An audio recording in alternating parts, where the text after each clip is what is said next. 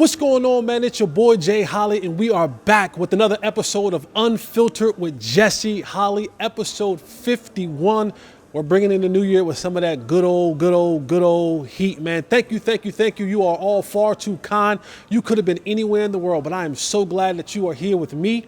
I am Jesse Holley, the sports talk equivalent of Braille. People feel me when I speak. You guys know what you got to do. Like, subscribe, hit the notification button, do all that fancy stuff, man. Make me a part of your life. I want to be with you. I want you to be with me. We deserve each other. So let's go ahead and make that happen, man. Apple, Spotify, it's Mr. Fourth and Long on Facebook, Instagram, Twitter, Fanatics Views. Like our stuff, man. Go and see it. This content is great. But y'all know how I like to get down. I like to get my motivation in the beginning. Because let's be honest, a lot of y'all not going to be here to the end, and that's okay. I'm not for everybody. But before you go, make sure you listen to 3 episodes, 15 minutes apiece. And after that, if you don't like what you hear, find 3 more episodes to listen to and continue to do that. By the time you see this one, there'll be 51 of them out there. By the time you do that, you should be able to fall in love with me. But I got something special for you guys today. But let me get this off first. Let me get my motivation off first, and then we're going to get to what I got you guys special today. All right, here's what I got for you guys. You ready for this one? Here's what it goes. There are some people next to you who can't see how big you are because they're so close to you. Sometimes people have to watch from afar to recognize that they're standing next to a giant the whole time. You're a giant. You're a big deal. You're big business. Don't let those folks that's standing around you shade your growth. They might have seen you, oh, you might be little so-and-so from the neighborhood, or you might be little so-and-so, you little cousin, little brother, but you're colossal. You're big. You got to stand on that and stand like that and let people watch your greatness from afar. Then they'll see just how big and how great you are. All right, let's get into this thing, man. And my guest, you talk about a big time guest. This is my dog. This is my friend. This is one of my favorite humans in the world, man. 3-time Super Bowl champion, 6-time Pro Bowler, 2-time All-Pro, HBCU Hall of Famer. My partner in crime on Hanging with the Boys, the great Nathaniel.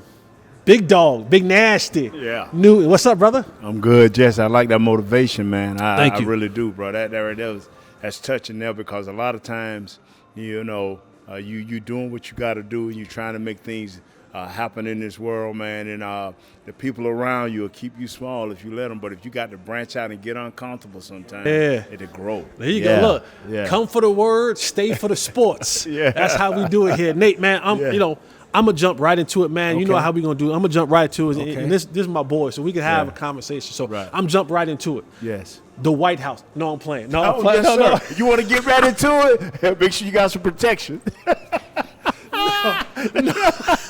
want to make sure you got some protection now. Cover yourself. I'm going wherever you go. I'm going wherever you go. No, man. Yeah. But you know, let's kind of start from, and I think this is important, and I think it's an interesting conversation. Coming from Florida, right? You get into the college situation, and you decide to go to FAMU, right?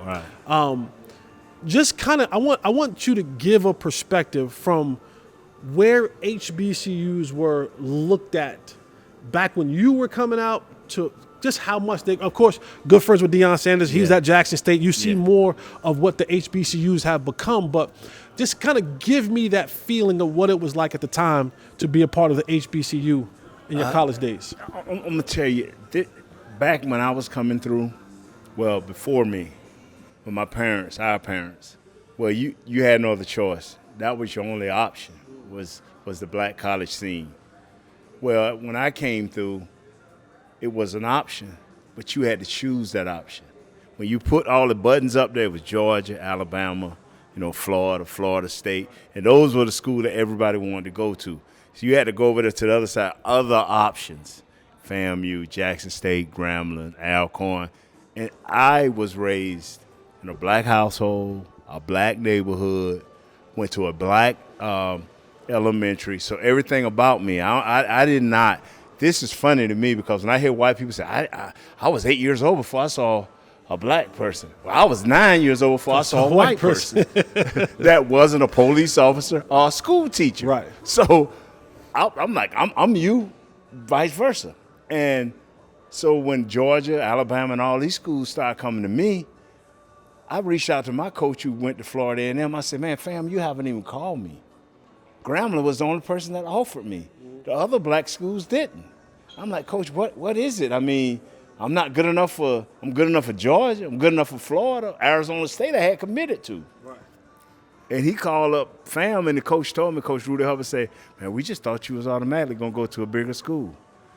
But I was raised up, FAMU, Bethune-Cookman, the Classic.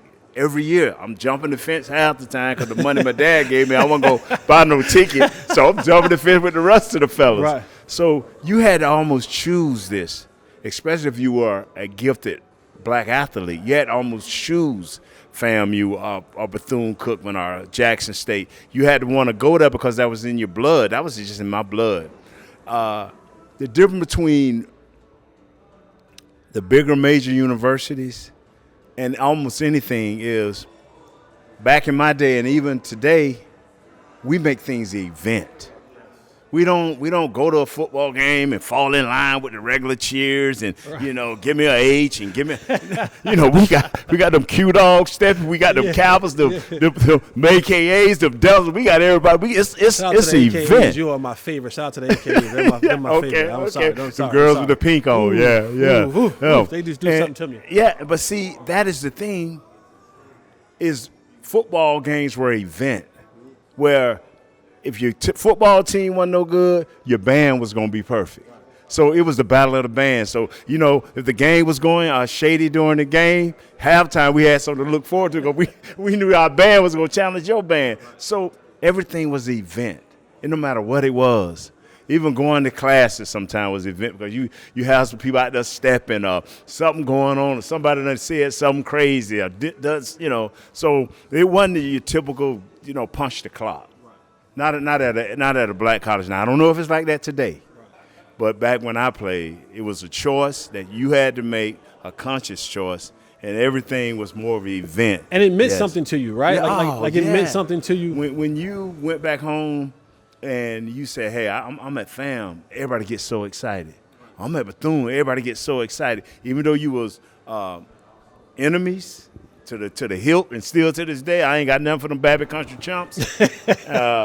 But that was in your blood. That's who you were. That was your community, and that's how you lived. Do you feel like if fast forwarding to 2023, do you feel like, because you look at the big universities, right? You look at your Alabamas, you look at your Georgias, you look at, you name the Power Five, the PWI, whatever it is fueled and it is run and it is promoted on the backs of black athletes, right? Like, we're talking about football, right? It's a 75, 80% that is backed by the black athlete.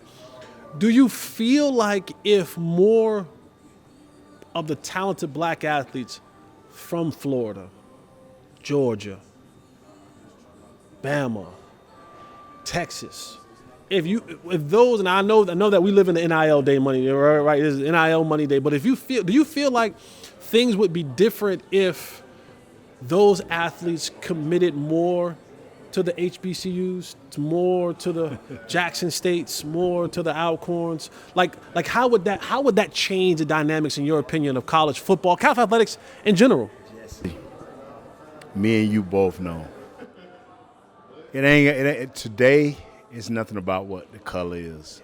The only color they worry about is the color of your money. And if you want things to change for Florida A&M, Bethune-Cookman, Jackson State, the SWAC, the MEAC, you're going to have to, as alumni and as boosters, start putting your money where your mouth at. See, this is one thing you cannot ask of a child or of a parent of a child, because they have great talent. You can't ask them to sacrifice. Hey, just do it for us. Them days are over.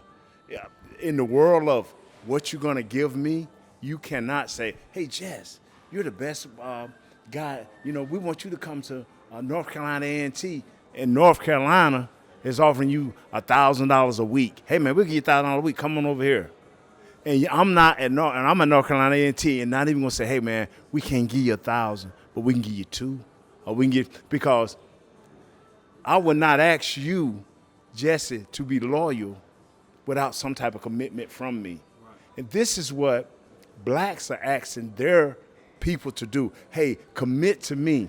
Well, what is the commitment? Because what we told the NCAA and what we have always told the NCAA as blacks is,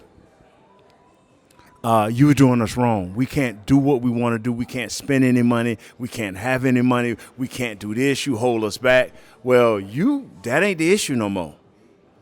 That ain't the issue no more. The issue is everybody's on equal footing. Now, are you willing to build your program and direct your dollars to those athletes that you're asking to make a sacrifice? You got to do it. This is a new world we live in. This, and you blacks, parents, guardians, you are teaching your kids to be about self. They want their money. They want to be loved, and they want special conditions. Yeah. If you're not willing to give that, and I'm talking about the HBCU, I call them black colleges. I ain't changing. You black colleges that want that, get your boosters and your athletic directors and everybody funneling that money, funneling that program, because Georgia does not ask you to, hey, man, they mix both. At FAM, I know for a fact, they don't want to mix sports and education. Well, you can't go to Alabama and talk to Nick Saban, and Nick Saban say, well, what's your major? What you believe in? Because he believes that if you're trying to be, and I'll give you a perfect example. We got time. Yeah, we got time. My son was in business communications. Trey, my oldest boy at Texas. And I hope I got this story right. Maybe the program he was trying to get in is wrong. He went to coach. He said, man, coach said, boy, you about to graduate. Well, you going to get your master's? He said, yeah, and I'm trying to get into this program. Coach went over there. Said, hey, man, this one of our kids. He needs to be in here because he'll be a great representative, not only for our football team, but a great representative for your program. My son didn't let him down. They love him to this day. If you're not going to mix your education with your sport, you're doing your school a disservice. I've always questioned FAM. You don't want to mix sports, but all the teachers are at the football game if they're winning. All the teachers are at the basketball game if they're winning. But you're too good to bring these student athletes in. So what I'm saying to black people that are over black programs, take the black thing a little further. Take it a little further. And I ain't talking about your skin color. I'm talking about what's in your back pocket and what's in your bank account. Yeah. Okay. No, I mean that's a great answer, man. Like, it might be even biblical. We're talking about, but where your interests lie, your heart lies, and where your heart lies, your money will be there. That's right. You know what I'm saying? Like, That's right. You're gonna put your money where that heart is and where your interests lie. Yes. So if you want those programs to kind of grow and grow and grow, alumni, boosters, because it's on equal footing. Yeah. You finally have figured out, and thanks to the NCAA, they have put you on equal footing. The reason Georgia, Bama, and all these guys, before they came out with this new rule, the reason they was winning because they could, hey, what you need? We can get your mama a job. We can help your daddy. We can do this right here. Hey, you want something? See, I didn't understand at Georgia when they said, hey, man, what can we do for you? My brother, who was behind me, understood. Right. He got a whole lot of money. But me, I was like, what you mean, sir? No, I'm good. I'm going to FAM. Yeah. I'm going to get some Popeye's chicken. and I'll speak for me because I remember going through the recruiting process, and I ended up at University of North Carolina, a PWI. I knew. Oh, okay, yeah. There was two reasons. One, I knew I couldn't handle a HBCU. Right. As a young Jesse was easily distracted. Right. By what they had to offer at HBCU. Yes, sir. The AKA, the Deltas. Yeah. Like I was easily distracted. Right. And then I came to, if I was going to the South, once I found out about in the South, I would have been even more distracted. They go, well, come on in, let me give you some of this cornbread. Right. The kind on the stove. Right, not that's the, right. Not the kind of the, not the, Right. but that cornbread too. And I said, oh, I couldn't handle that. Right. So I was like, I need to go to another. And then it was for me, it was the facilities, right? Like the University of North Carolina, when I went, they flew me out on a private jet. Right. Like I was like, what do you tell a kid from the inner city of New Jersey when I got to go to Teterboro Airport, and I didn't even know it was a Teterboro Airport at that point in time. Right. My grandmother knew. She said, well, that's what a private plane fly from. I said, oh, private planes? I ain't never been on a plane before in my life. That's right. One of the planes you want to put me on one of the little ones? The G's? Right. And I was like, oh, okay, this different. And that, but I agree with you. I agree that the money could balance. It's tough because Texas A&M, my guy Tay, he's an Aggie, but that oil money longer. That's right. That's long oil money. But again, even when you buy the athletes, doesn't necessarily equate to wins. You can look at Texas You still got A&M. to put a program together. Gotta put a program together. And all that. I understand that. Yeah. But brother, great coaches have great players. We talk about it on our other shows we do. Yep. And the greater your players, all you have to do now is manage attitudes and characters. You ain't got to manage that talent because it's already there. It's already there. Yeah. All right. So transitioning from FAMU, you do your time at FAMU, and then now it's NFL time. USFL time. USFL time for you. That's right. So just walk us through that process of the ending of FAMU to the transitioning to the USFL. Like what was that like? This was funny because I missed the USFL draft because they had territorial drafts. Mm-hmm. So the Bandits, who I eventually played for a couple of years, they had all Florida teams. So you could not, unless it was a first-round pick, I think. But other than that, you could not pick out of that area. You couldn't pull those kids from that area. We automatically went to the Tampa Bay Bandits. Like Alabama had the Birmingham Stallions. They automatically had all them kids in Alabama. And so I missed it. I stayed in school and went free agent to the Washington Commanders. And so got cut from the Washington Commanders, the last cut, and went back to the USFL. And so when I went back to the USFL, I had Coach Steve Spurrier as my head coach, and what was Reeves' name? But anyway, he's a quarterback from Florida, Reeves. And he was our quarterback, and Erik Trevelyan's, I played with him at FAM, was our star wide receiver. Ron Simmons, the wrestler. Yeah. He was there, just a bunch of guys. Played with my best friend, Tony Hayes, back, and I had Gary Anderson as my running back.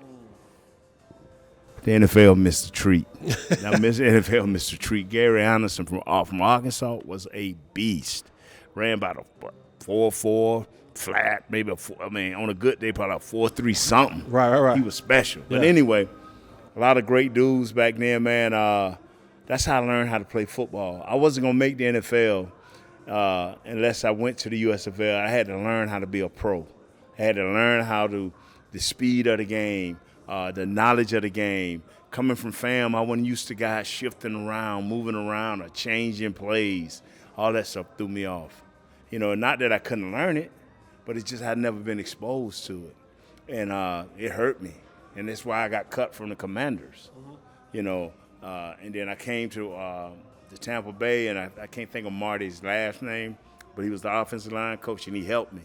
He also had to get on me because I was so immature, man. Yeah. I was so, you talking about a dude. I maybe didn't grow up until I was about 49. Yeah. I didn't probably grow up until I was about 49 or 50, man. I've been blessed. Yeah.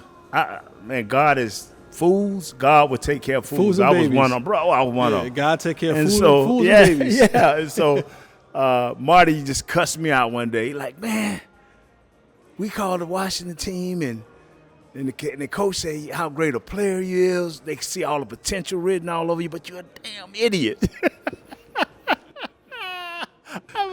I looked at him like, yeah, coach. I heard this before. Just let me out of here so I can go out here to Hooters and get me 18 wins. But I finally grew up, man. Yeah. I finally grew up. I finally matured. Got here with the Cowboys, and man, I thought I would be home. I only had 2 weeks left. before training camp was over. We was out in Thousand Oaks, California. And I told a young lady who I was with, I said, I'll be home in 2 weeks, but I have a signing bonus or something, because they're going to cut me.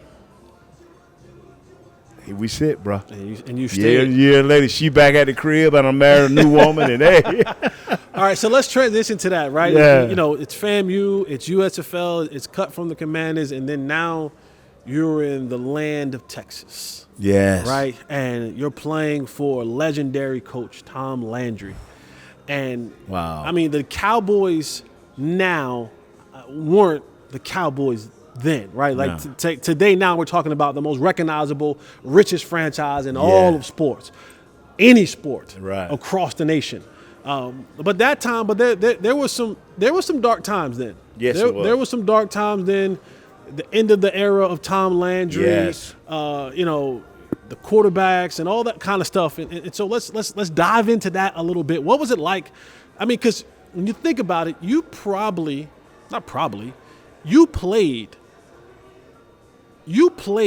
for three of the most legendary coaches: Joe Gibbs in Washington, shortly.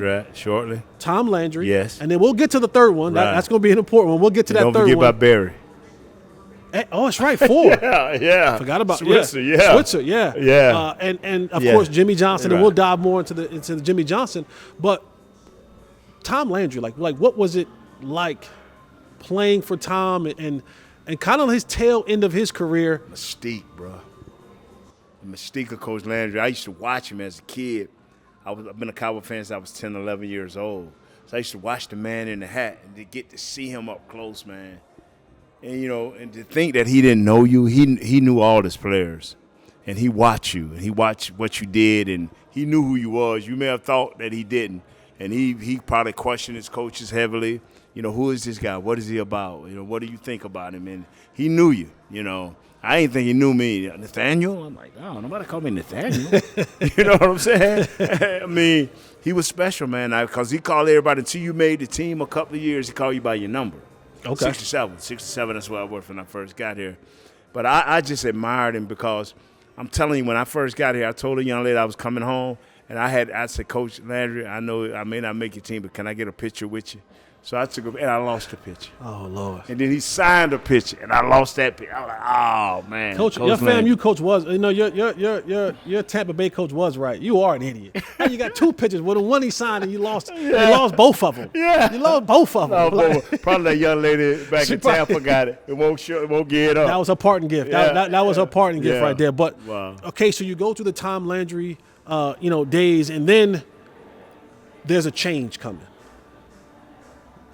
There's a change that are coming, right? And it's this young dude from Arkansas who buys the team. Yes. And things begin to shift. Yes. And you go from what you used to know and this mystique and this legendary coach, and Jerry Jones comes in and he goes, thank you, nice man in the fedora, but I'm going to tip my fedora to you and send you on your way. Right. And in comes Jimmy Johnson. And that ultimately changed your career, your life. Yeah. And it changed the trajectory of the Dallas Cowboys. This was a franchise when Jerry Jones took over this franchise, and he's reported saying that we were losing $1 million a month. It was bleeding money. It was far from the days of it was with Roger Staubach and Bullet Bob and those 70s teams. And it was bleeding money. Right. And there needed to be a change. That's right. And there needed to be a change fast. And here in comes this hot shot, not pro coach, not someone from the USFL, but in comes this, I want to call him young, hot shot coach from the University of Miami, college football ranks, into the Dallas Cowboys. What was one of your first impressions of Jimmy Johnson? He wasn't playing, man. He came in straight up, letting us know, first of all, Mike Irvin was this little messenger boy. You know, it's like the mob. You know, Michael Irvin was a great receiver, All-American receiver, winning national championship at Miami. Yeah, so we had a little mob hit guy running around writing a list of people who he wanted cut immediately when Jimmy got here. He was axing dudes and offing dudes. Dudes just disappeared. No, and Mike did tell me this a year later that he gave Jimmy a list to cut certain guys. I'm like, wow. And so he told me, say, man, Nate, you got to be in shape. You got to do this. Man, I'm telling you, you can play, man, but Jimmy ain't going to be joking. Jimmy's hard, but he's fair. You're going to love him. We're going to win when Jimmy get here. And it took us a couple of years, but Jimmy was just so focused, man. If he didn't see your ability and you didn't stand out, I mean, you had 5 or 6 plays. When he looked at the film, you had 5 or 6 plays to say, oh, yeah, I can do something with him, or I can develop him, or he'd be like, nah, this dude gone. And he had a little dude named Bruce Mays. We used to, you remember Bruce? Yeah. Oh, man, we used to call him the crib keeper. Yep. You know, and man, you just every day, you know, Bruce until we got comfortable, Bruce was a feared man. Because you never know, because Bruce would never really smile, and then he had this toupee and all of this stuff, and sometimes he'll take the toupee off, and you'd be like, wow, crib keeper at his best. You know, and so, but Jimmy was Did Bruce stand at the door? Did Bruce stand at the door when y'all came in, take attendance every day? Yeah. He did the same thing when I was he with the did that Cowboys. early, man. The thing that Jimmy wanted to know was who was for real and who was what, who wasn't. And he allowed you to be a jokester, if that was your character. He allowed you to be you as long as it did not interrupt the work period of the day. If it was 8 to 10 and it was team meetings time, you couldn't be in there messing around, sleeping, joking, playing. He wanted you focused until he got this team where he wanted it. Then a little bit of that could creep in, but not even much. Then whereas with Coach Landry, when I first got here with Coach Landry, you as a rookie just didn't speak. You know how you tell you, I want my kids to be seen and not heard. And that was for real with Coach Landry. Yeah. You wasn't talking. You wasn't going to play. You was going to earn your keep. Like I said, you was a number and not a name. And you had your pecking order. They didn't want you out doing appearance. Like the kids do appearances and, you know, these little thing pocket. Oh, that wasn't happening. Yeah. They were shutting that down. Yeah. You had to earn the right to have all these little extras. Well, when Coach Johnson came in, he kind of kept it to a minimum too, but as long as it was about you. Remember the Belichick? Yeah. As long as you're talking about you and nobody else, I'm good with you. But now if you're going to do something that's going to affect this team, like, you know, try to sell something, because one time we tried to get together and he's like, no, we're not going to do that just yet. We got to start winning a little bit more before we get together and start trying to sell up on something. And he meant that. So he was going to get rid of whoever that ringleader was trying to put this group together. Right. That person was gone. Yeah. And so he was focused, man. Coach Johnson was verbally focused. He was physically focused. And everything he did was about how he wanted it done. He had a way and an order that he was going to do it. You know, talk about Jimmy Johnson as a coach. He comes in, like you said, he has this mentality of we're going to win at all costs. Right. Right. And if you're a part of that, great. If you're not a part of that, oh well. Like that's just what it's going to be.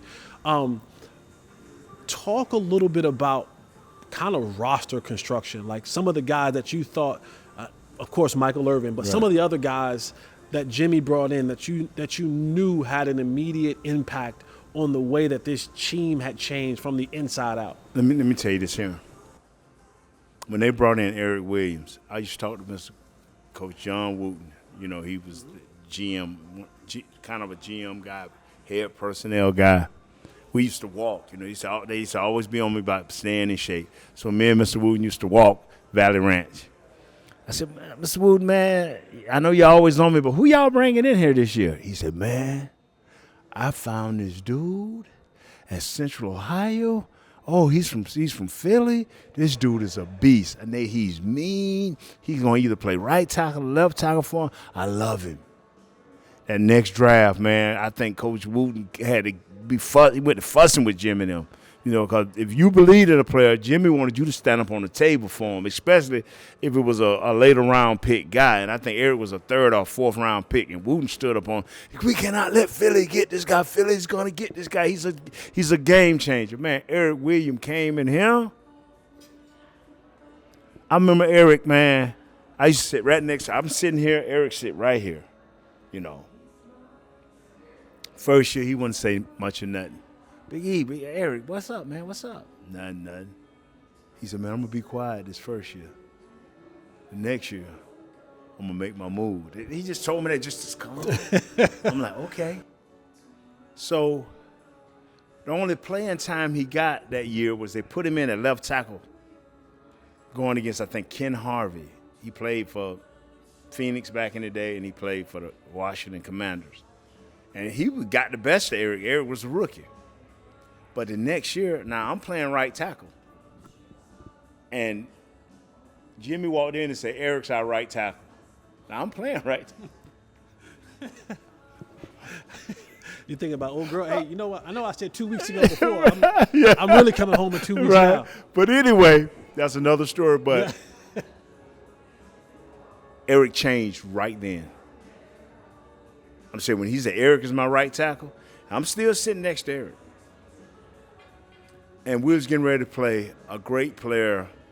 I can't think. He played opposite Derek in Kansas City, Smith or something. And he was an all-pro defensive end. And I was telling Erik, Erik said, I want you to watch film with me. And Erik watched the film, and he listened to me the whole, just watch this, da-da-da, this, da-da-da. And Neil Smith, yeah. He looked at me. I'm telling you, and I'm going to tell you exactly. He said, Nate, you giving this dude too much damn credit. I said, what? I said, Neil Smith, all pro. He said, I don't give a. You can cuss on this if yeah, you need yeah, to. Yeah, but I'm not, not that word. Not that word. Not that 4-letter word. I got you. He said, I don't give a. He said, I'm going to beat the hell out of this dude. He said, by halftime, third quarter, I'm going to look over there at you. I'm going to nod my head. The first quarter, you heard something like, hey, man, you can't do that. Man, quit putting your hand in my face, man. Shut the hell up. That's what Erik was telling him. Play ball. And then you heard something say, a crack. Pow! Like a gunshot. Pow! You heard that a couple of times. I'm looking over there. I'm looking at Big E, and Big E ain't looked at me. Man, by the third quarter, Ralph, he can't be doing that. Big E looked at me in the huddle. Got him!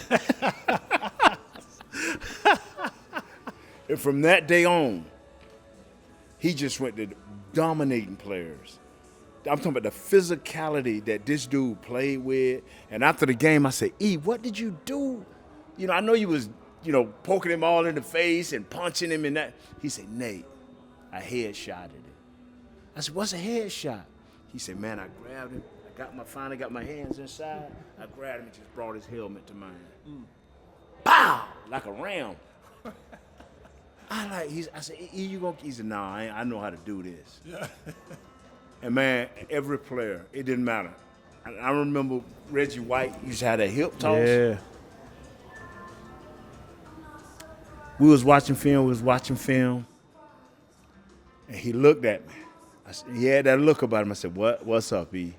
He said, I done figured it out. He ain't no more hip tossing here, baby. Ain't no more hip tossing here. And Reggie didn't toss him no more. Big E figured that thing. He watched enough film. Remember how many you was talking on our other show about guys who would watch that extra film? Yeah. Big E was that dog. He was this far from the Hall of Fame. But anyway, you asked about players that made a difference. Right. Big E made that difference. He set the tone. We were already a grinding team with Norv Turner, but we became a dominant physical team. And then when they brought in Larry Allen, lights out. It was over. It was over. We was not going to be dealt with. So who would you say on that offensive line? Because it was you, it's Big E, it's Larry Allen, Tuanay, Gold. I mean, you. Yeah. Who was like, who was the guy that was just the nastiest. Like the dude that you ain't want to see him. You ain't want to see him in the alleyway. Larry was just gonna silently kill you, and when the game was over, you just gonna be like, I don't want to play him no more. That's Larry Allen. He was just gonna look at you. He wasn't gonna say nothing to you. He's just gonna beat you to death. Big E was gonna not only beat you up, he's going to throw you on the ground. He was going to spear you. He was going to elbow you. It was just going to be, you're going to have bruises places you didn't even think. Right. He was going to headbutt you. He going to mess you. What's that? CTE? Yeah, he CTE'd a whole bunch of dudes. And so I'm telling you. So I'm going to tell you one game we was playing. Dude played Philadelphia. Oh, man, you may have to look this up too, sir. He came from Houston. Defensive end. This dude came to the club after the game looking for Big E. Oh, yeah, Big E beat him to death in the game. Yes, sir. And I wish I could remember that. But, bruh, Big E was the difference maker. Big E, just like the dude for the 49ers, the left tackle. Trent Williams. Take Trent off the field and they lose games. Right. You can lose Debo Samuels. You can lose Chris McCaffrey. But as long as you got 71, you got a chance to win. As long as we had Big E, we had a chance to win, bro. So you think about that offensive line is constructed. You add pieces, right? And the next year you bring in, because you go 1-15. Right. You go 1-15. You bring in Troy. You got Emmett. You got Michael. Yes. And now this thing is starting to happen, right? You got an established offensive line. Now you get your quarterback, you got your receiver, you got your running back, and things take off in the kind of the year 3 of this Jimmy Johnson era, right? Because I think it was 1-15, 7-9, or 9-7, something like that, and then it was 11-5. Right. Was there a moment where you as a player or the locker room or the guys were like, "This it"? This is the team that we can actually win with. This is a team that, and I get Jimmy said it first. I mean, we started the season, I think, 1-2 that year, and we went to rolling. I don't know what game it was, but it was a game that we won, and it just changed who we was. Because Jimmy started forcing that. Y'all are good. This is what we have to do. Jimmy went from all-out physical, all-out just getting after it, to, okay, clean up your game. No penalties. Better techniques. No penalties. Do this right here. See yourself. I mean, I'm talking to you. Yeah. See yourself making the play. We don't worry about big plays. We are great athletes. He was telling Mike, we are great athletes. We're going to make the big plays. I don't need the little dumb plays. He just started mental toughness. We go on the road, that's our house. We don't want to win but by one. You hear me say all the time, 1 point. I don't care if we win by 1 point. I get this from Jimmy. All I need for you is not to make that bad play. We don't need a fumble, or we don't need a face mask with 1 point. We ain't losing a 1 point game against the 49ers or Miami because we are not going to face mask you, bro. We coming up putting that helmet in your chest. Now, we may get a penalty for putting that helmet in your chest. Right. We ain't getting up for grabbing a face mask, being out of position. Right. That's a mental thing that you have to think about. And mistakes happen, but not with 2 minutes, 3 minutes left in the game. He taught us that, bro. And our players, I used to be, like I said, I was one of them guys that were always having fun. Hey, Nate, hard count on 2. I'm serious. Right. Mark stepping out to be like, hey, man, you know what to do. Troy call up, hey, Mark, we got this little thing we'll say. Boom, I know where he going. I know where I got to go. Remember the snap count. We didn't care if you knew. We didn't care. We gonna beat you. But these dudes, that's what's hurting this team now.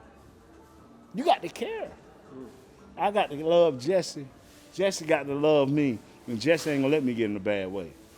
And that's like, you hear talking about Jimmy, and it's, you can kind of almost, and I wasn't there, but when you paint this picture, you can kind of see just the process of just how Jimmy put this thing together. And it said, like, here's what we got. And if you listen to any of his interviews, he talked about when he first got to the Cowboys, this team is slow. This team ain't got no athletes. This team ain't got no dogs. And he just started saying, all right, I'm going to strip this down, and I'm going to start inserting these athletes. And that's the thing about, because talent is everywhere. That's right. Talent is everywhere, and then it's the collection of talent, putting them together, and then being able to manage the talents in the locker room. And I think that you guys had a really good,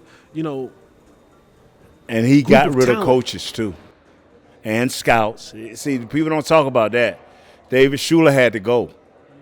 I mean, he wasn't helping Troy. I mean, we had another kid from Miami. I can't think of his name, but he wasn't helping Troy.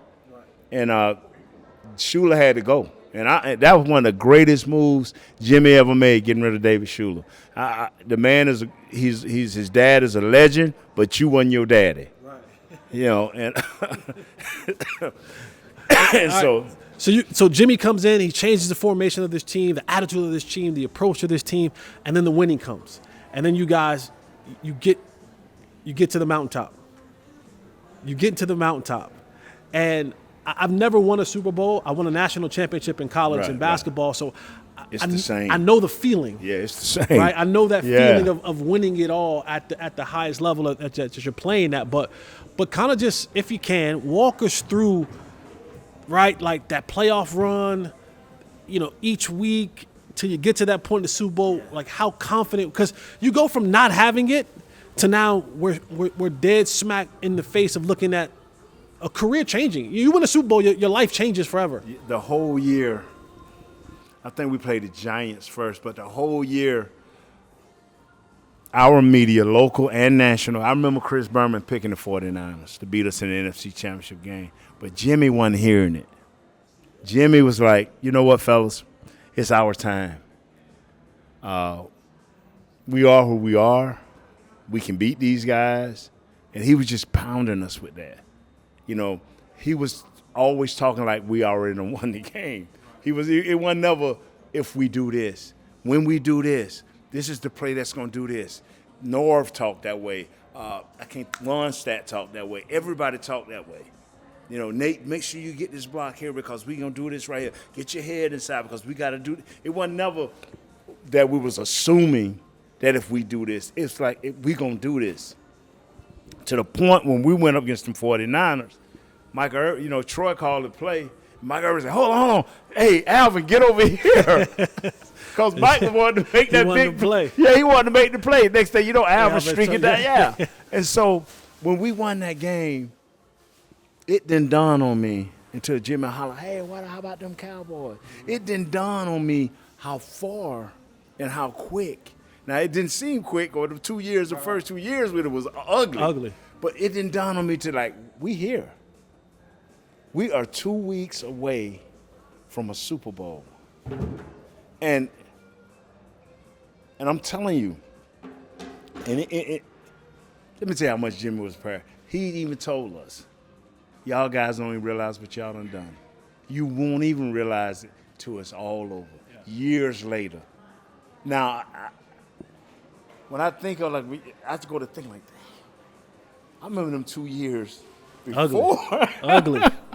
Where he was just cutting people. Right. People sitting in your locker. You come in on Monday and Tuesday. Jesse Holley sitting up in my locker. Hey, man, what's up? Oh, man, I'm here to work out. You here to work out? What position you play? Offensive guard. Come on, man. Can you imagine, bro? Right. Blind. You don't even see the competition. Right. You may be the start of the day, and one bad play, and even if you still a better player, he had a player that was equal to you that could take your place and not be missed. The only people that was secure in their position because they couldn't be equal was Troy, Emmett, and Mike, the triplets, and maybe Jay Novacek. These guys couldn't be duplicated. Right. But back when I played, me and Kevin Gogan and all these other guys were kind of interchangeable in their minds. Mm-hmm. Even though I thought I was better. Yeah. We were all interchangeable. You know what I'm saying? Right. And I think Tuanay was special. Yeah. That is the guy that got dogged, that got overlooked. Tuanay was special. He played defensive line for the first 2 or 3 years here at the Cowboys. And then moved from defensive line, playing defensive line to left tackle.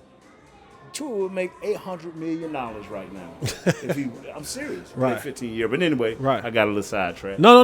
That's great, man. and you talk about it, right? Like you hear the names. Like you guys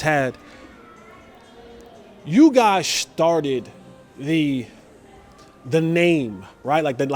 To have most teams in 2023, they're built on the big names. Yes. Right? When you look back to where you guys were, it was like kind of the start of, I mean, you guys had a locker room with the triplets, Troy, Michael, and Emmett, right? And then you had Jay Novacek. And then you, at one point in time, you guys go on the other side, you got Charles Haley, you got Deion Sanders, you got Ken Norton, you got, who else is in there? Woody's in there. I mean, you look at that cast of characters in the locker room. Practice had to be crazy. Like practice had to, like the competitive level of practice. James Washington. I can't think of. We had this little dude, man. Probably Big Cat. Big Cat. No, but I'm talking about. We had a safety that we got from the Steelers. This dude had to be 3'5", a little knot, but he was smart and would knock you out. I'm gonna tell you something. Jimmy knew talent. His coaches knew talent. So the scouts had to up their game because the coaches knew what type of defense Jimmy wanted to run, and you had to be in that ilk. Jimmy wanted speed, but at the key positions, he wanted toughness. That toughness had to be at your Mike backer. That toughness had to be your two tackles, defensive tackles. Now, your defensive ends, as long as they could just halfway stop the run, he was good with it because the thing is, he tried to funnel everything outside because his speed was going to keep you in check. Whereas now people like set the edge. Jimmy would halfway set the edge and dare you to turn the corner. You wasn't going to do it on our defense. Not with Darren Woodson running a 4.35.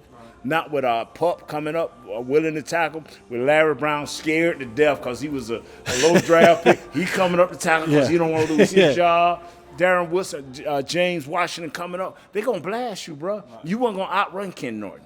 It was not happening because Russell Maryland and Tony Casillas and Chad Henry was going to keep them guards off of them. So you wasn't running outside on us. We dared you to come in the middle. That one happened. Right. And so our whole mindset was, you run in the middle, we're going to beat you to death. You run outside, we're going to run outside and lash you and rope you down. You still ain't gaining no yard. And you one passing the ball because we never had to take players off the field. A nickelback. Woody, Darren Woodson, who should be in the Hall of Fame, was our nickelback. Amen. Him and Kenny Gant, the shark. Those are our nickel guys. Two safeties were our nickel guys. Come on, man. Nowadays, they bringing in like 8 different guys. The ref got to hold up something. Hey, hold on. Let them make an adjustment. Woody just fell down in the box. Yeah. And he wanted for run support. It was to cover Jerry Rice or John Taylor or whoever else you put down in there in that slot position. And then, come on, man. Don't even get me started. Let's go, man. Like when you say all these names, you think about just the level of talent that was in one roster. That's crazy. So, all right, so you guys win the first one, then you go back to back, right? Now there's expectation. Yes, it was. Right? Like there is expectation, but then there's change. Yes, it is. Because expectation is happening and things are like, guys are now feeling a little bit tired, entitled. But now you lose Jimmy. Yeah. After the second one, you lose Jimmy and things change. What was that like, right? You win your second one, and now you're on top of the world, and all of a sudden, the dynamics of who you are, I'll say, for all intents and purposes, I'll say the co-developer of the Dynasty of the Cowboys, because I'll give Jerry his credit. Right. But we all know that a lot of it had to do, like you just said, just the talent evaluator of who Jimmy Johnson was is gone. Yeah. Like, in that moment, what is the feeling? Like, what is the feeling from Nate Newton? What is the feeling for the locker room? Is it stunned? Is it like, what the hell just happened? We all were stunned. And could you see it coming? Because sometimes we heard whispers. You can see things kind of developing you just heard over whispers. time. You just heard whispers. Coach Johnson wasn't the best at just hiding stuff. Right. He'll let things leak and whisper. You heard whispers. And so when it happened, you weren't totally shocked. But we lost our discipline. We lost our discipline that year. And we came back and won it a year, but we lost our discipline. And that burnt Troy. That burnt Troy because now he had to be a little bit more vocal. And that wasn't who he was. That wasn't who he was, man. Troy just Jimmy was everything for him, you know, and all he had to do was just direct this ship. Step up, say something when he needed to. The majority of the time, Jimmy was handling that business. Coach Switzer was not going to change anything, and he didn't. But we got a little bit looser, and then we gathered all we had for that last Super Bowl. Yeah. So when we won that last Super Bowl, I knew it. I told my wife at that time, I said, Miss Dorothy, we through. It's over. I said, it's over. Thank you, Larry Brown. Not once, but twice. But this thing over with. I knew it was, dog. Yeah. And that was the end of that story. Yes, it was. Man, and you think about those times and those 3 and 4 years, the players, the coaches, and I'm glad that you're here today because when this comes out, this upcoming weekend, Jimmy Johnson will be finally inducted to the Cowboys Ring of Honor. Right. Which a lot of you guys said, boy, this is long overdue. Just briefly kind of give me your feeling about when you heard the news and it's happening and now everyone is kind of coming from near and far to gather in Dallas this weekend for Jimmy Johnson's induction. We were doing a show, you know, we were doing a show, one of the pregame shows, and they was like, well, we don't want to, man, come on, man. Coach Johnson going, man, that's all. Forget the game. Let's talk about this. Right. This here is huge. Right. This is huge, man. And I'm telling you, Coach Johnson, Mr. Jones was inseparable until that Costa's interview. And it just all. You're talking about when Jimmy went and interviewed with Costa, and they asked, well, was he? Do you respect him at bar? But anyway, when I heard that, I was just so excited, man. And to this, and like I told people, that I'm like, I ain't doing the show. If the show gonna conflict with me going to try to break in here and jump the fence and get up in here and see Coach, because all they wanted was the Ring of Honor guys. Come on, man. The Ring of Honor guys, no. If it was 300 guys, it was 300 no-name guys. It wasn't no Ring of Honor. We didn't see Bob Lilly and all these dudes when we was out there doing them 8 tour-a-days. You know what I'm saying? When we open up the season, come on, bro. Look at him. And I'm talking about the guy like Dale Hellestray, Mike Saxon, Mark Tournay, guys like that, where we had to open up. This was the beginning of practice. We were 8 o'clock, be taped, 9:30, be on the field. Hey, inside after we finish the inside run. Right. We full gear. I ain't seen none of these Ring of Honor dudes out there full gear, getting bloody knuckles, getting beat up, ankles blowed out. Come on. I'm still upset about that. We should have every guy that got cut from Jimmy as an example. Curvin Richards should be here. You know what I'm saying? John Roper should be here for falling asleep in the meeting. Yeah. All these examples, man, that got cut to prove Jimmy's point. They should be here. Like Michael Jordan did, like, hey, I want to invite y'all to the guy who made me who I am. I forgot to say this before, but it was you and I always joke about just in our normal conversations the difference, right? Because there's a difference, right? There was a difference of Troy was different. Yes. Right? Emmett was different. Yes, they were. Mike, different. Yes. Dion, different. Right. Charles, different. Right. And it was a story. I think was it Eric Williams who was late to the meeting or went missing during the Super Bowl? Who it was Erik. It was Erik. It was Erik. Eric. Got right up in there. He done got right. and everyone talked about, boy, if it was anybody else, it's like. Let me tell you this. Because Jimmy said what before the meeting? You guys get there and he's like, listen, if you late, if you missing, Jimmy, you ain't playing. Bruh, this Super Bowl. The Super Bowl. And so Erik done missed the whole meeting. He done got drunk and done got locked in his room, sleep. They can't even get in there. And everybody, oh my God, oh man, how we gonna do this without Big E? This was our tone setter and everything. And Jimmy came in and Erik was sitting there and the whole team there. And Jimmy looked at him. You ready to play? Are you ready to get going? Big E like, yeah. All right, let's go. Shit, Jimmy, excuse me. Jimmy wasn't. Jimmy wasn't going to cut off his nose despite his face to make nobody out there in them streets or the media feel good. He did not care. But he also knew, like Coach Belichick is beginning to find out, you got to have players. Got to have players. And it's basically like, hey, listen, everybody gets treated fairly, but not everybody gets treated the same. Yes, sir. Right? It was like, listen, I'm going to treat everybody fair, but Troy going to get a little different treatment. Yeah, Troy, you can go see, you can go to concert. Nate, you need to be out there on the field running. Right. Yeah. And so, you guys had a collection of just characters. Yes.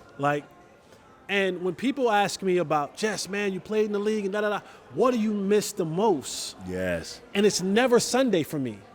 Sunday was the after effect, right? That was okay, we put the work in, we go out there, we beat somebody else up on Sunday. Right. But it was the locker room, the plane, the bus, all those other, activities. I used to have to get on the defensive bus because on the offensive bus, they were too serious. So I get on the defensive bus with Dion and all them guys, me and Mike and all the jokers. Right. We would all get on the defensive bus. And some of the defensive guys would get on the bus and look back there and see me, and they'll get on the offensive bus. Because we was going to get at it, man. We were so unique and what we could say to one another. And we had our issues with race. We had our issues with people's wives. We had our issues with mothers. We had what every other team in America has. My wife don't like your wife. We had all of that. Yeah, but we made an issue with scissors too. Yeah. Scissors getting the wrong hands of certain guys in the locker room. They might. But bro, we had a pact with one another as teammates. Don't none of that matter when it come to us. If I said something wrong to your wife, I'm going to go to her and I'm going to apologize. I think I said something out of line one time to Russell Maryland's wife. He said, Nate, you said something wrong. You need to apologize. Ma'am, I am truly sorry. I will never say it again. And as far as this conversation, it is over. Because Russ, not his wife, but Russ meant that much to me. Even if I meant what I said to her, Russ made it better than that. I don't know if it's a genuine love out there for teammates like that now. But one thing I did not want to do is not be able to come and sit down, not be able to sit down with Russ, not be able to sit down with Troy, not be able to sit down with Big E. I to this day, and then my teammates say, hey, I don't like Nate. I'm definitely want to know why. And if I can apologize or make it better, I'm going to do it. Because bro, what we done, ain't too many people can do. Yeah, and not the way we did it. Not too many people have done it. Yeah, I mean, not the way we did it. You take the page out of the picture. Not too many people have done. Teams, organizations, franchises have done. Well, see, they don't love each other like that. See, Gronk and Tom love each other, and maybe the little wide receivers love it, but they ain't got that love we got. I promise you they don't, because the 49ers didn't have that love for one another that we had. They didn't. No, bro. We the creators of the White House. We the creators of the little bars we used to hang out. These bars still in place, bro. Yeah. We was the ones down there on Harry Hines and bringing it to a new light. We, the Dallas Cowboys. Now, whether you like it or not, like I tell you, when we do our other show, that's whether it's wrong or right how Coach Johnson treated people. That is for me that ain't for me to decide. That's for U.S. fans to decide. But guess what? There's 3 Super Bowl rings behind all of that. And I ain't saying to make it right or wrong. It's just how it was at that time. Yeah, I mean, like I said, it's still talked about, right? We're talking about 27, 28 years ago. Right? And people are still talking about it today. Like that is the impact that team, those group of men had on the franchise of the Cowboys, because the Cowboys aren't who they are today if that doesn't happen. And now they are this big conglomerate now, still trying to chase. They're still chasing the ghost. Like, do you think about it? They're still chasing the ghost of who you guys were. How about them boys? That is that's a great thing, man. And now we have Coach Johnson. He's headed into the Ring of Honor, man. This Saturday. I think we all know it's long long. The guy you love to hate. Yeah, Coach Johnson was the guy you love to hate. I'm telling you. Was he the greatest coach that you ever played for? For you? Yes. You know, I love Coach Landry, but I didn't know him or got close to him like I did Coach Johnson. Coach Johnson didn't let you get too close, but you saw enough of him, if he liked you, to see that he was human. Up under all that focus, he was human, whereas I could never get close to Coach Landry. But I love who he is, man. So it's Coach Johnson and Coach Landry right there, and I'm telling you, Coach Switzer, I'm down with him too. I played for some great coaches, brother. I played with some great coaches. And speaking of playing for great coaches, you were a consistent topic of discussion for, if not, he was a great coach as well, but probably one of the greatest announcers of all time, and John Madden. Oh, he made me, bro. John Madden, and this is a time where no social media, right? It was newspaper. Yeah. Right? TV wasn't really big. You didn't have the ESPN, the 24-hour sports cycle that was always going around. It was when you turned on the TV and you saw John Madden. And, of course, it's always about the quarterback. It's always been about the quarterback. And maybe a receiver, maybe a running back. But John Madden saw fit that, you know what? I'm going to make the big boys – Something special. Something special. I'm gonna make the big boys a part of the national conversation. And I would say, and most people would say, and probably John Madden would say, God rest his soul, you were the guy. Yeah. You was his guy. Yes. John Madden loved some Nate Newton. And Nate Newton loved some John Madden. How did that make you feel? Like when you, because again, you're like me in the sense of you understood your value. Yes. But you also understood, there's other guys that I'm blocking for, that I'm keeping the defenders off of, and the other dude on the outside, they gonna get all the pub. Right. We laugh and joke about it now. You be like, man, Michael Irvin, you don't want to do that? Michael be like, nah, I ain't doing that. You be like, I'll do it for 5,000. You know what I'm saying? But it was a point in time where you were as important as the big dog, the triplets, the big names, from a dude that, till this day, you don't give offensive linemen a lot of love. Right. But John Madden changed that for you and for the big dogs, for the Hogs up front. Like, talk about that relationship between you and John Madden. I met Coach Madden. I went to the stadium. I normally never go to the stadium early. We was in Giant Stadium.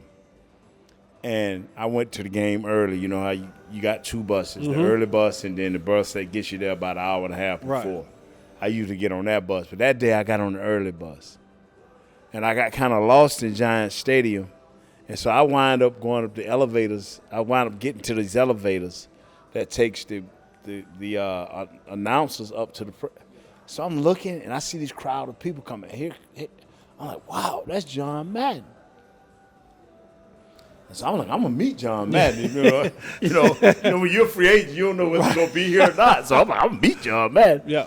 So I said, Coach Madden, how you doing? And he looked at me and said, how you doing, Nate Newton? He said, yeah, I know who you are. He said, your coaches spoke pretty good of you. He said, just keep playing, man. He said, you can play. I like, wow. I said, the day I'm going out, I know he may not call my name because, but I'm finna go out here and ball out. And, man, I got off that field that day. I don't know if we won the game or lost the game. But my boy was like, man, John Madden was talking about you, man. Oh, he just talking great things about you. Boy, you And from that day on, man, he would come to the Cowboys, and I want to speak to Nate Newton. And he would come bring me in. And even if I wasn't on the main list, I would wait till everybody leave, and I would bring them sandwiches, and I would do this. And come on, man. I would go on the bus, meet all these people. And then after the games, I would take my mom and dad, if they come in town, I would take them on the bus and Coach Madden. And then Coach Madden told me one time, he said, man, always keep your Sundays. Always keep your Sundays. Always play football. One time I said, Coach, I don't understand what you're saying. I don't understand because one day I'm going to get cut. Right. He said, nah, Nate. He said, nah. What I mean by always keep your Sundays, always be working, always have something to do. Always keep your Sundays. You're a football player now, but there's maybe other things you can do. Always keep your Sundays. And so I never forgot that. And so when I had a chance to do what we're doing here, We keeping our Sundays, Jess. How many years have you been out of football? How many years have we still keeping our Sundays? Football is our life. Whether we want, like you can talk other sports as fluently as you do football, but this is it. This is your Sundays, man. Yeah. And so I keep my Sundays, you keep your Sundays, and I'm holding on to mine every long as Jerry want to pay. Believe that. Yeah. We appreciate that, Mr. Jones, because you do. Yeah. You do make sure we've been taken care of for a long time. Long time. All right, let's kind of transition into what the Cowboys are now, right? We've pushed past Super Bowl, and it's been a long time, right? And you've been around for the ups and downs, for the coaches, for the players. Where do you see this football team today, the current state of the Cowboys, as they get ready to take on the Detroit Lions? But where do you see the current state of the Cowboys? When you look at this team, does this team have the it factor? We hear all the time, the it factor. Does this team have it to be in Vegas in February? I'm going to just say it like this, because I've been a Cowboy fan all my life. Mental toughness, they are lacking. They're lacking mental toughness, whether you want to call it the id, or whatever words you want to use, Brother Jess. The Cowboys are lacking mental toughness. You have talent. You have coaches that can help you get in place. You're lacking in mental toughness. When you can't win on the road and you're as talented, equal, you know my thing, if you have equal or better talent and you can't win, that's mental toughness. To detail, to being who you are. Not being physical don't bother me because you have the talent. But now what does bother me is a face mask. What does bother me is an illegal formation. All of these things, the fumble last week don't even bother me.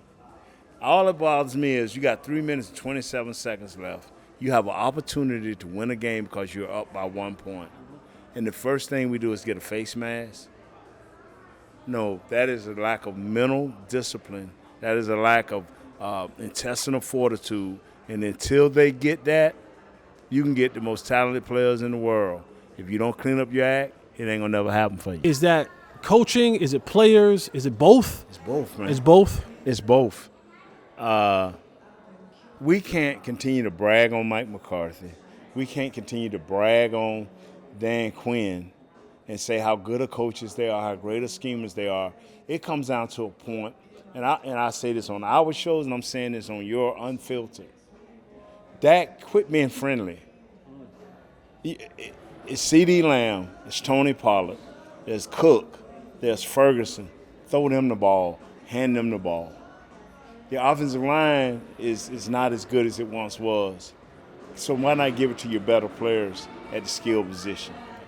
Michael Parsons has to find a way to overcome the obstacles. I don't care. You talk all you want, son. You do what you want. You and your world. This is not my world anymore. But you got to find a way to make plays at critical times in the game. Osa number 97. You have to find ways to make plays. That is about a little bit of extra film study, knowing who your opponent is, and being mentally tough. Mike Irvin, it ain't about what's below the neck. It's about what's above the neck because we're almost all equal. The only thing that separates us is maybe a little better scheme and the willingness to do it. Yeah. Brother, I thank you, man. I appreciate you. Yeah. You're my dog. You already know that, man. Yeah. Thank you guys, man. The great He Nate tight Newman. on money now. He ain't gonna give you none. I ain't. Y'all know I ain't. I'm all about keeping as much as I possibly can. I love it for that. I love it for that. Because Mike Irvin the same way. I know what it is to be broke. And I don't want to go back to that, man. But Nate, thank you, brother. Thank I you, appreciate bro. that, man. And thank you guys for watching. Thank you guys for being a part of this. Thank you guys for being here. I'm always so gracious and grateful for you, man. So until next time, remember this is what you can do. Remember, never let anyone tell you that their lives is better than yours because it is absolutely your life. All right. Eliminate the contingencies. We out. Yeah.